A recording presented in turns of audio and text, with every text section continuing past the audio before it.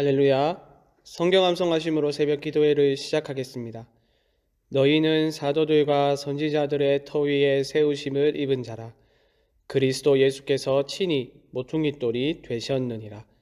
그의 안에서 건물마다 서로 연결하여 주 안에서 성전이 되어가고 너희도 성령 안에서 하나님이 거하실 처소가 되기 위하여 그리스도 예수 안에서 함께 지어져 가느니라. 아멘. 하나님의 말씀은 요에서 1장 1절로 12절의 말씀입니다. 이 시간 제가 읽을 때에는 2절에서 4절까지의 말씀을 읽도록 하겠습니다. 늙은 자들아 너희는 이것을 들을지어다. 땅의 모든 주민들아 너희는 귀를 기울일지어다. 너희의 날에나 너희 조상들의 날에 이런 일이 있었느냐? 너희는 이 일을 너희 자녀에게 말하고 너희 자녀는 자기 자녀에게 말하고 그 자녀는 후세에 말할 것이니라. 팥중이가 남긴 것을 메뚜기가 먹고 메뚜기가 남긴 것을 느치가 먹고 느치가 남긴 것을 황충이 먹었도다. 아멘. 매일 성경의 순서를 따라 요에서의 말씀을 살펴보게 되었습니다. 선지자가 활동한 시기에 대해서는 견해가 분분합니다. 포로기 이전에 활동했다는 견해도 있고 포로기 이후 성전이 재건된 후에 활동했다는 견해도 있고 또 초기 왕정 시대에 활동했다는 견해도 있습니다. 이처럼 이 선지서에 대한 다양한 견해가 있지만 확실한 것은 우상 숭배가 만연했던 시기에 선지자가 활동했다는 것입니다. 선지자는 여호와께 돌아오라고 끊임없이 외치고 있으며 또 요엘이라는 이름의 뜻 또한 여호와는 하나님이시다이기 때문에 구체적인 활동의 시기는 모르지만 이 선지자가 활동했던 당시의 시대적 상황이 어떠했는지는 짐작할 수 있습니다.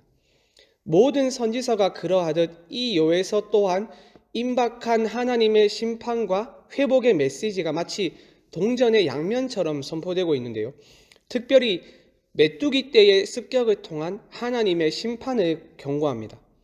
메뚜기 떼의 습격은 흔하게 일어나는 자연적 재해라고 할 수 있죠. 비단 선지자가 활동했던 시기뿐만 아니라 역사를 보면 메뚜기 떼의 습격은 빈번하게 일어났었고 21세기인 현재에도 메뚜기 떼의 습격은 일어나고 있으며 여전히 생태계를 위협하고 있습니다. 이 작년에도 메뚜기 떼가 케냐를 비롯한 아프리카 대륙을 휩쓸었는데 하루에 3만 5천 명분 가량의 식량을 먹었으며 총 3,500만 명이 메뚜기 떼의 습격 때문에 굶주림에 시달렸다고 합니다. 사람들은 이것을 두고 단순한 자연적 재해라고 말들을 하는데 선지자는 다릅니다. 그렇게 해석을 하지 않습니다. 선지자는 이 사건을 여호와의 진노이자 여호와의 심판이라고 말합니다. 즉 하나님과 우상을 겸하여 섬겼던 당신의 백성에게 내린 여호와의 진노이자 심판이었던 것인데요. 누구도 하나님의 이 심판에서 벗어날 수 없습니다. 하나님의 심판은 사회의 신분과 지위를 막론하고 모두에게 임합니다. 선지자는 이것을 강조하는데요. 본문을 자세히 보시면 각각의 신분과 지위를 언급한 후에 애곡하라고, 슬퍼하라고, 애통하라고 선지자는 말합니다. 먼저 2절로 4절 말씀을 보시면 선지자는 늙은 자들과 주민들을 언급하는데요. 2절 중반절을 보시면 그들에게 이렇게 말합니다. 너희의 날에나 너희 조상들의 날에 이런 일이 있었느냐? 그들이 직면하게 될 재앙이 얼마나 심각할 것인지 한번 생각해 보라는 것이죠. 왜냐하면 메뚜기 떼의 습격은 역사상 전무후무한 재앙, 유례없는 재앙이기 때문입니다. 그리고 이 재앙은 단순히 그 재앙을 겪는 세대에게만 주는 메시지가 아니라 후대에도 교훈을 주는 사건입니다. 그래서 계속해서 후대에 가르치라고 선지자는 말하는데요. 3절의 말씀을 다시 보시죠. 너희는 이 일을 너희 자녀에게 말하고 너희 자녀는 자기 자녀에게 말하고 그 자녀는 후세에 말할 것이니라. 하나님의 심판으로 임한 메뚜기 재앙을 들은 후대의 사람들은 생각을 하겠죠. 선조들이 그랬던 것처럼 우리도 하나님을 떠나 하나님과 우상을 같이 섬기는 그러한 죄를 범한다면 끔찍한 결말을 맞이하겠구나라고 말입니다. 부모가 자녀에게 이 일을 말할 때마다 교훈이 되어 그들의 삶을 돌아보게 만들고 잘못된 것이 있다면 교정하고 하나님을 떠났다면 하나님께로 돌아오도록 하는 그러한 교육의 목적이 이 선지서에 있는 것입니다. 그러므로 사랑하는 여러분, 우리가 비록 짧은 기간 동안 이 요엘서를 살펴볼 때 우리의 삶이 나태하고 해이해져서 하나님을 떠난 삶은 아닌지를 돌아보며 잘못된 것이 있다면 교정하고 하나님을 떠나 있었다면 하나님께로 돌이킬 수 있는 귀한 시간이 되기를 바랍니다. 이후의 말씀을 보시면 선지자는 다양한 계층의 사람들을 언급하며 울어라, 슬퍼해라, 애곡해라 라고 말을 하는데요. 5절을 보시면 취하는 자들아, 포도주를 마시는 자들아 라고 말하고 있으며 9절은 제사장은 슬퍼하라 라고 말하고 또 11절은 농부와 포도원을 가꾸는 자들은 곡할지어다 라고 말합니다. 즉 사회적 신분과 지위에 관계없이 하나님의 심판이 임할 것이다 라는 것을 보여줍니다. 그들이 왜 애곡해야 하겠습니까? 하나님은 왜 애곡하라고 그들에게 명령하시는 것일까요? 왜냐하면 하나님의 심판으로 모든 것이 황폐해지고 사라지기 때문입니다. 5절 중반을 보시면 이렇게 말하죠. 이는 단 포도주가 너희 입에서 끊어졌음이니. 그리고 7절을 보시면 그들이 내 포도주를 멸하며 내 무화과 나무를 긁어 말갛게 벗겨서 버리니 그 모든 가지가 하얗게 되었도다. 술 취함이 상징하는 것은 풍요로움인데 이 재앙 때문에 포도주는 끊어지고 풍요로움은 빈곤과 결핍으로 바뀌게 되기 때문에 애곡하라고 명령한 것입니다. 또 10절을 보시면 제사장이 슬퍼해야 하는 이유가 나옵니다.